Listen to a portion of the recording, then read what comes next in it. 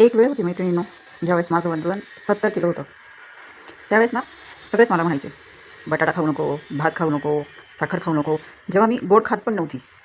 पण लोकांचं कसं असतं, की बटाटा खाल्ल्यानं पण वजन वाढतंय, भात खाऊन पण वजन वाढतंय. त्यावेळेस सगळे मना करायचे मला, "हे खाऊ नको, ते खाऊ नको." आणि आपण पण काय करतो, म्हणजे आपल्याला राग नाही येत, पण वाईट वाटतं खूप. राग येण्यापेक्षा ना वाईटच खूप वाटतं. मग त्याच्यानंतर मी काही दिवसांनी ना वेट लॉसला सुरुवात केली 2018मध्ये. ज्यावेळेस माझं वजन 70 किलो होतं. आणि मग वेट लॉसला सुरुवात केली आणि मी अक्षरशः म्हणजे 1-1.5 महिन्यातच माझं वजन खूप कमी झालं. म्हणजे अक्षरशः 52 किलो. 52 किलो वजन झालं. पण तेवढी मेहनत पण मी खूप मेहनत घेतली वजन कमी करण्यासाठी. आणि अक्षरशः ज्यावेळेस मी 52 किलोची झाली ना, तर त्यावेळेस मलाही खूप छान वाटलं. म्हणजे उगाच लोकं बोलले आणि आपण वजन कमी तर केलं, पण मला पण खूप छान वाटायला लागलं. आणि नंतर असं होतं ना, की आज आपण जेवायला बसलो ना, आपण जर असं म्हटलं ना, की नको मला बटाटा नको किंवा गोड मी खूप कमी खाते किंवा काय, तर ना आता तेच लोकं म्हणतात, "हां, कशाला इतकी बारीक होत राहतेस आणि मग काय होतं बटाट्याने कुठे वजन वाढतं, भाताने कुठे वजन वाढतं." म्हणजे मला कळत नाही, ही लोकं खरंच आपल्या फायद्याचा विचार करताय, आपल्याला काही त्रास व्हायला नको म्हणून ही आपली काळजी करतायत, की वेगळ्याच काही गोष्टी आहेत.